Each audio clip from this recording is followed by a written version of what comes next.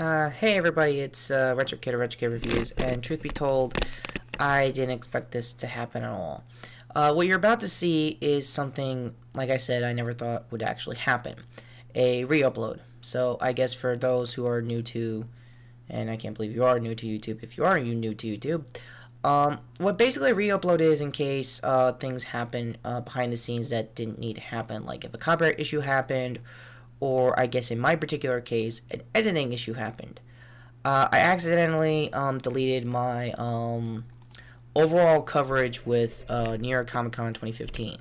So what you're about to see is basically a re-upload of that, and since this is pretty much the day after Halloween when I'm recording this, and hopefully when I'm re-uploading this later today as of recording this. I know I do this as a thing to pretty much keep me in check to make sure I'm doing everything correctly.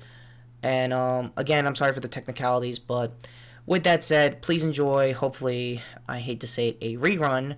I don't have any other wallpaper here to pretty much prove my future videos.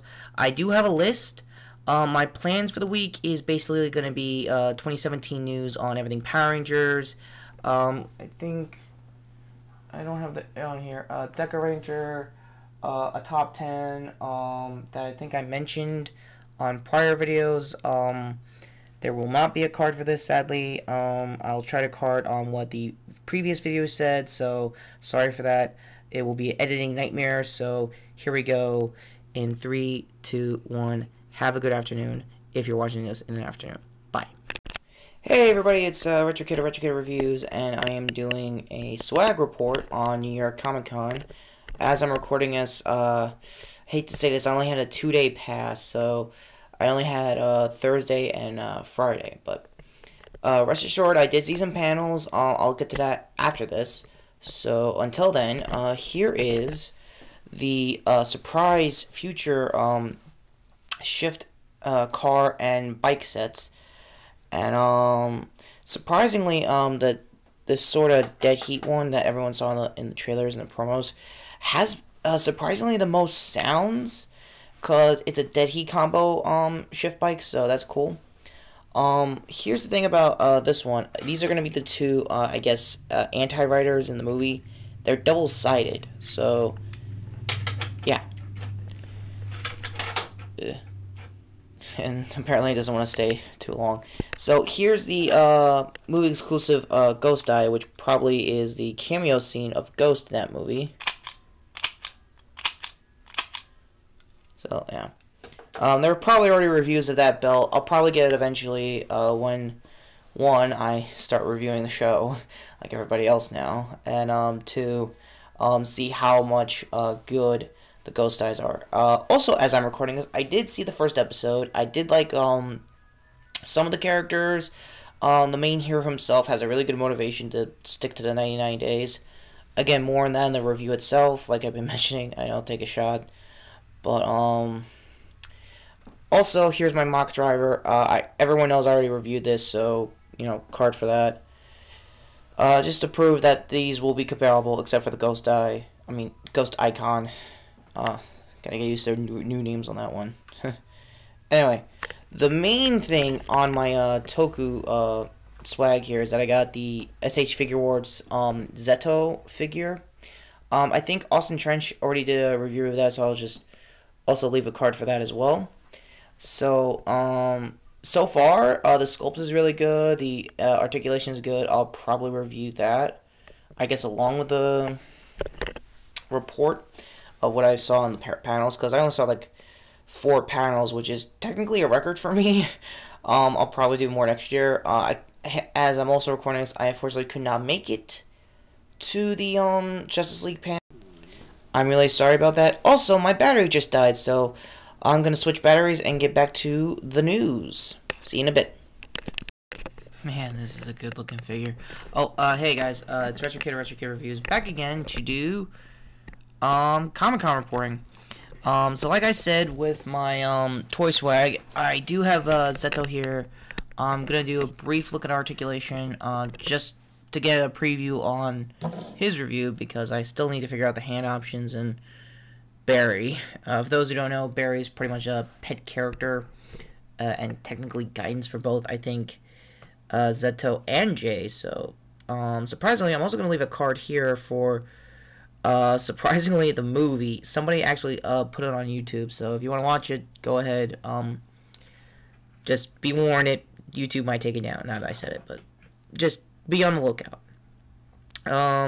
Type 2 hips on Zeto. It's very nice. Have yet to get the hand articulation, hand options and articulations, because I will save that for the review. But for a preview, the waist so far is really good. It's got a good back crunch and a very nice ab crunch as well.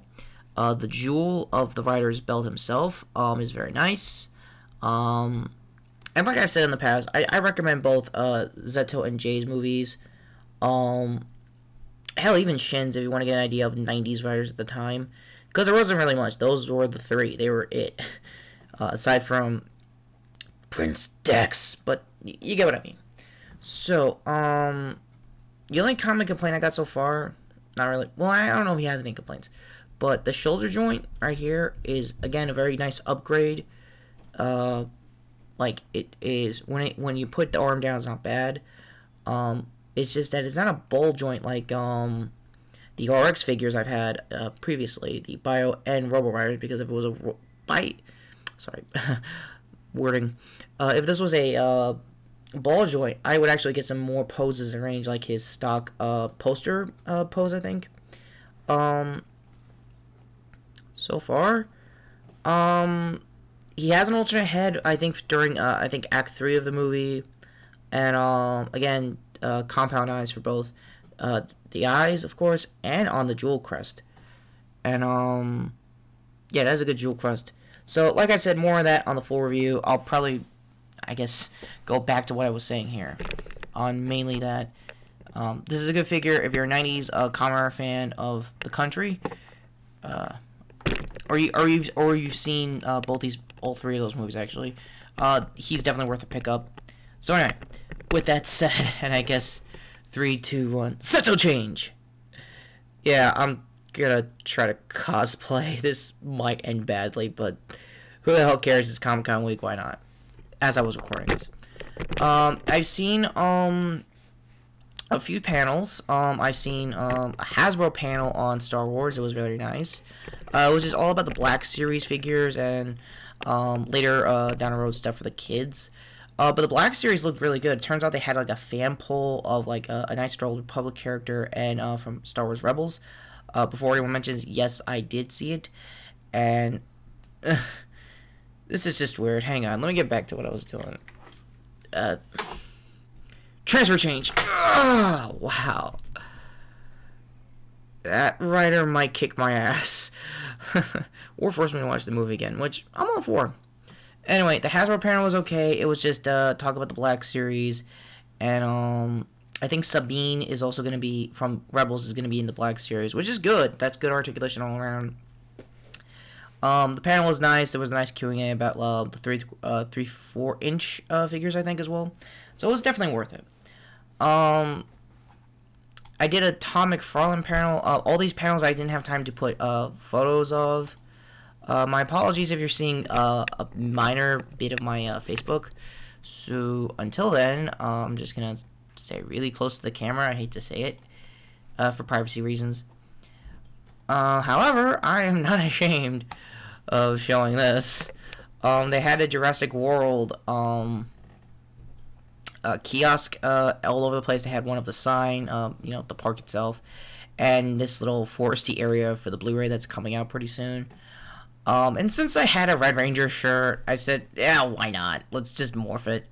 If only I had my Legacy figure with me, my Legacy morpher with me, that would have completed the look. But that's not bad. One of my friends is gonna try to top it Sunday with like a lot of his friends with like other Mighty Morphin shirts and Legacy morphers. So I'll probably update it and just like, I don't know, do a post. My God, kind of thing. I don't know. What else? Here's the mobile photo, again, extended to just me, you know, I made that my profile pic. I mean, how could I not make that my profile pic? Hang on a sec.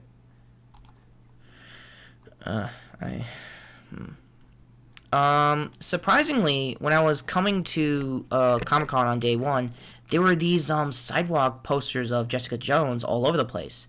For those who don't know, Jessica Jones, Luke Cage, and Iron Fist are all going to be Netflix characters for the Marvel MCU version of their cinematic universe. So that's not bad.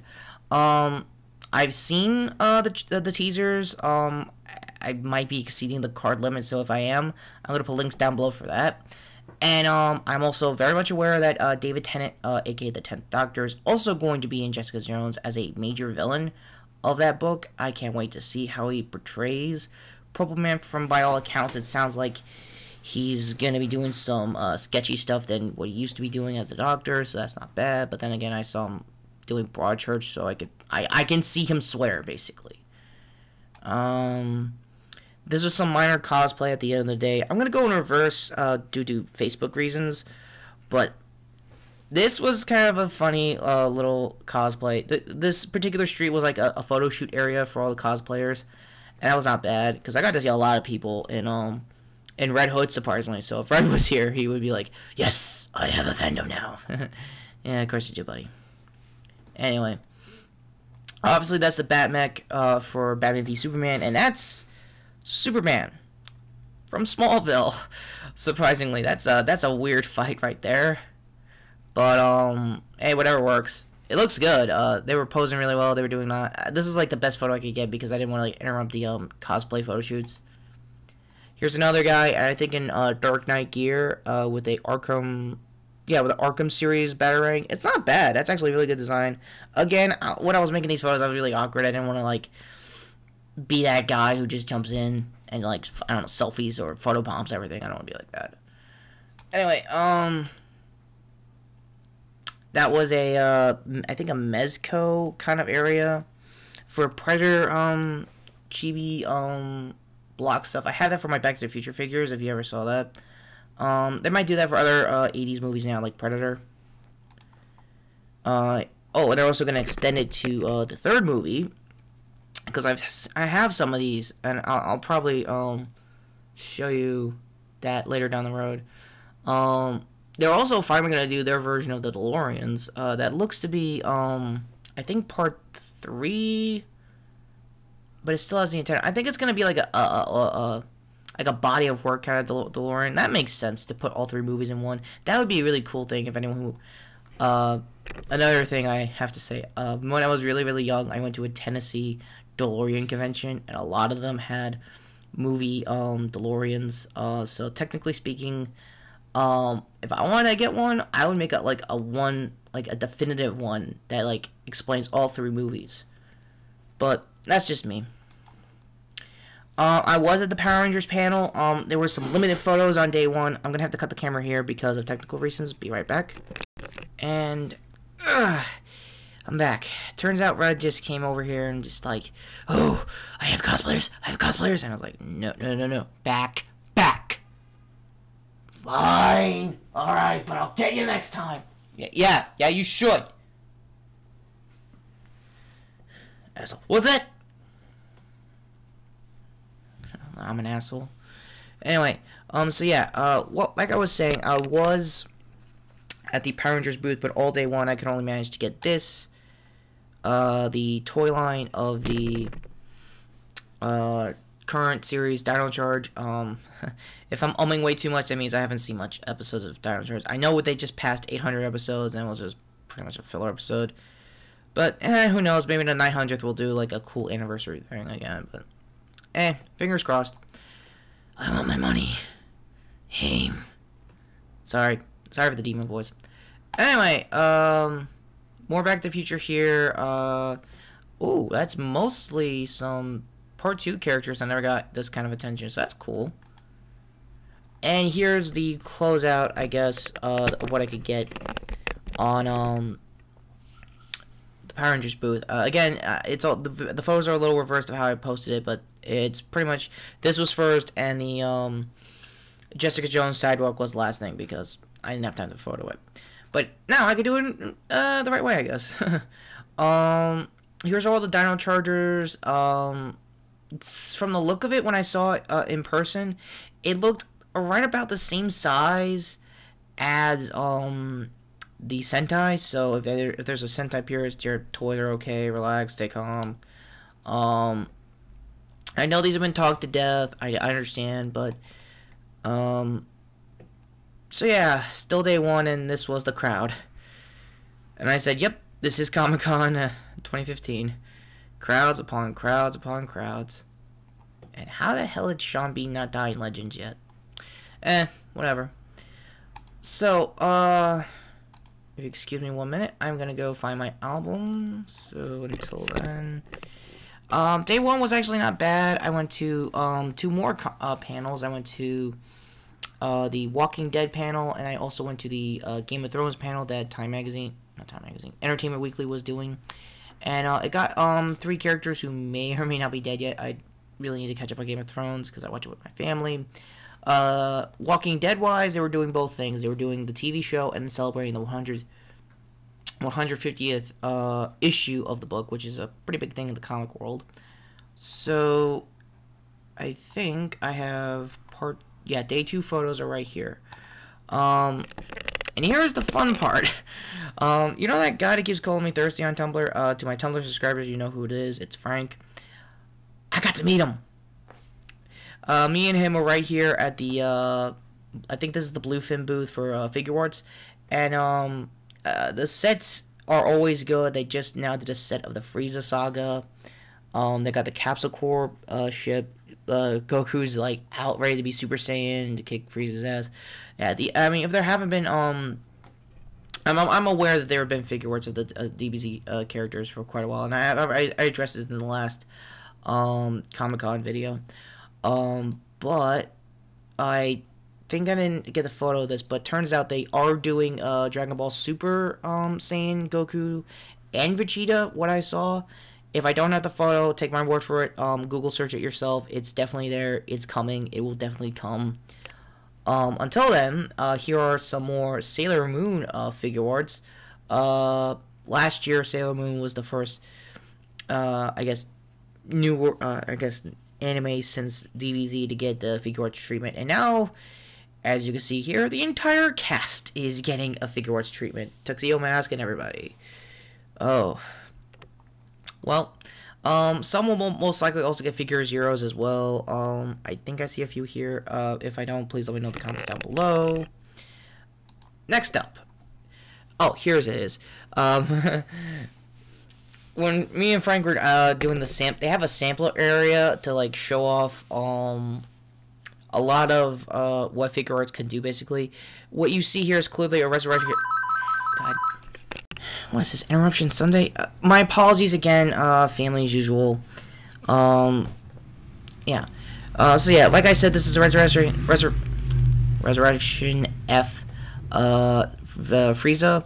The gold's pretty good. We had me and Frank did a lot of things with the Super Saiyan God Goku, and I think that's the 2014 Godzilla. If not, please let me know in the comments down below. It was basically a super hot fire kind of moment, like I bring that kind of shit like that. It was kind of funny. What I will say, the Tamashi stage when I was holding it was definitely worth it. In person, this is my first time using a Tamashi stage, if you can also believe that. And it snapped on kind of like how I thought, and the effect part for his Atomic Blast was really good, and it was not bad. What I think some people in the figure arts community figured out, and myself, is that they are doing a Bruce Lee figure art. Here he is with the Tamashi stage and everything, and man, he looks good. I know he's been long gone since before I even came into this world, but I will say to the families of anybody related to Brandon and Bruce Lee, that figure did very much justice to your fathers, and it was worth it. And I will probably try to pick it up and talk about the best stuff both of them have done, which means I will finally get to watch some Bruce Lee movies probably. Anyway, this is the Play Arts section. They were mostly DC stuff. There were some Final Fantasy characters that Frank lost his shit over. The Batman section were more comic-based to making their own kind of RPG version of Batman. That's him in the center. They also have some Arkham Knight stuff on this end. Please follow my scroll right now to show you exactly where it is. Also a comic, I guess Wild West him. I think that's him when he was time traveling, so don't quote me on that. I think that's Bat and/or Catwoman, and again in the RPG kind of setting. And there was even like a shotgun, I guess Gears of War kind of Batman, but I'm gonna assume the shotgun will be non-lethal because it's him. Why wouldn't it be? They also are now expanding to Marvel with a Spider-Man over here, Iron Man. There have been and prototype modes of their version of the Avengers, more specifically for this showcase. Iron Man and Black Widow. If you see the gray, that means they're still in prototype stages. They only just got the mold done probably, and they gotta color it eventually. But for Spidey, if you could get the cash for him, he looks on par with a lot of Spider-Man figures in the past. He's no stranger of getting a Japanese collector's treatment. I think Figma did a thing with him for a lot of his movies. Hot Toys definitely for all of the Sam Raimi movies, and I think the Amazing movies as well. So definitely worth it. But if you have over $200, yeah, definitely worth it. Not much in a $40 budget. Now here we are again, day 2 of Power Rangers booth, and I got a pick of the Legacy Season 2 Zords, or Thunder Zords if you're carrying, or Die Ranger Zords. Man, that thing looks good. No joke, that thing looks amazing. They also are doing a diecast Falcon Zord, if that is the Falcon Zord. There's the insanely gold-trimmed DX Legacy Megazord, or in other words, what we thought was DX back in the 90s. Just put gold and black on it, basically. Here's a clear case in point. There's also Titanus right next to him. Definitely worth how much that diecast is. I don't want to know.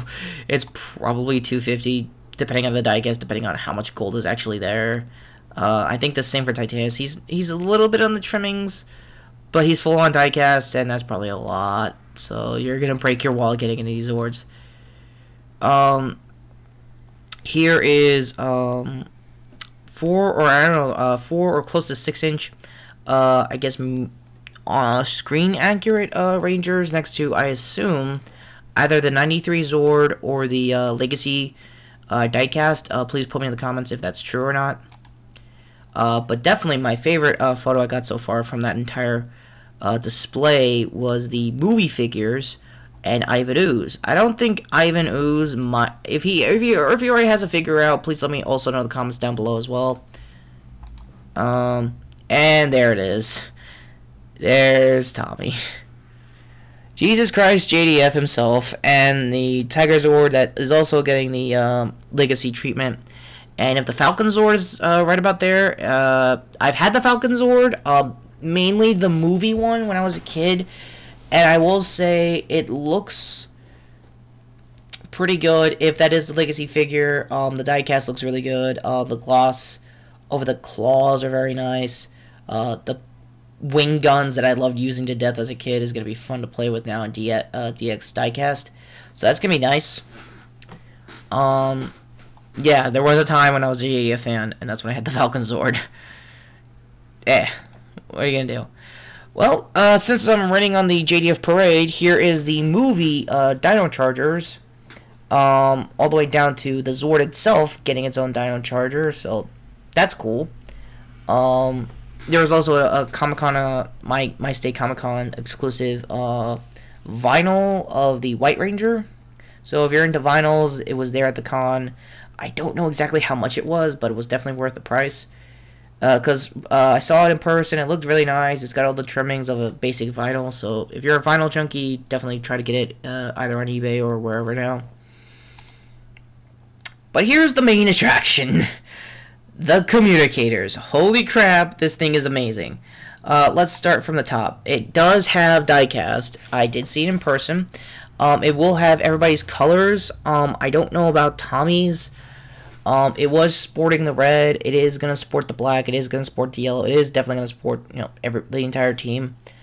I don't know how exactly this is going to work. It's probably like a snap-on, snap-off kind of deal.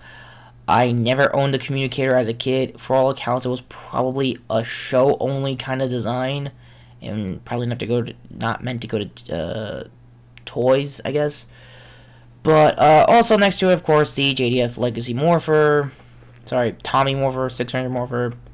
You know who he is. I never owned it, but if I had to, I would probably go out of my way to just get the power coins somewhere else. But that's not bad looking. Here's the reel of the second big attraction there, the Legacy Blade Blaster. So how this works is gonna work exactly how it was back in the day, but with diecast and probably updated sounds. Probably to have the Mighty Morphin theme. If anyone saw the Tommy Dagger and Saba, it does have the theme probably somewhere. I believe the UK of what Easy Rider said. I know card for that as well. If not, link. Said that the UK already has it, and they wrote down their own reviews of it. So find a UK channel here on YouTube, and I'll probably do that after this video. Be definitely worth it. So, oh, Legacy Saba. Man, do I want it. And I did a really nice, I think, Dutch angle for it. Sorry. For anyone who doesn't like Dutch angles, my bad. But I had to just to get the full scope of Saba himself. And man, that is a good sword. Who would have thunk it that was a kid in the Sentai? Not me. When I was getting my Toku toys, basically the surprise feature set, behind it was a bunch of SH Figure Arts Age of Ultron characters, and they looked really good. Hulk is the most expensive. If you get all of them, that's easily $200, probably more. I didn't, but I got a pic of it. It looks like Iron Man has a great effect part. I don't know if Hulk will have an effect part. I know he might have a Tamashi stage, but if he has like a ground pound, or if anyone has like those DBZ effect stages, that would work really well for Bruce over there. Banner. Cap looks pretty good. The only meme on Tumblr so far is that there's like an alternate face for him, and everybody's been using him in like inappropriate situations. Kind of like the Figma Woody from Toy Story, so be on the lookout if you're going to be on Tumblr. And I guess to close out, because I'm really getting ahead, I have a long time. I could go all day for these video photos. There's way more. Here's me next to a Ultimate Warrior memorial area. There was a lot of WWE stuff there, and that is the actual statue of the Ultimate Warrior. As a wrestling fan, I do miss him. Just saying. I'm trying to rant in like Warrior, but it can't be done. That man was too crazy. Also, since I guess to close this out, because I could go all day. Here's me and Frank at like a Kill la Kill anime shack. There were a lot of anime and toy shacks all over the place. One of them had this particular, I think, statuette of the, I guess, anti-villain of the show. I am aware of what Kill la Kill is. I just never got around to finishing it. I know, my bad, but I recommend it if you want your fan service to have story. Definitely Kill la Kill. Just saying. With my otaku moment out of the way. Yeah, that's a Costanza. Yeah, it is a Seinfeld joke. I am old. So, with all that said, this is Nervin16 with your kid on YouTube. Again, there are way more photos. There were statuettes of TMNT. There was... that is perfect. Oh my god, that's perfect.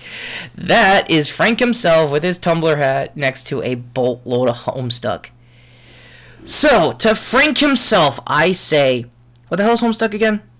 Take care, guys. Have a good week, and have a good week wherever you are. And what the hell am I looking at? I'm just saying. Have a good Comic-Con if you're already still there. I'm recording this on Sunday. If you're still there, get what you can. There might not be a lot of panels left. And yeah, let's have fun. Who is this bald man?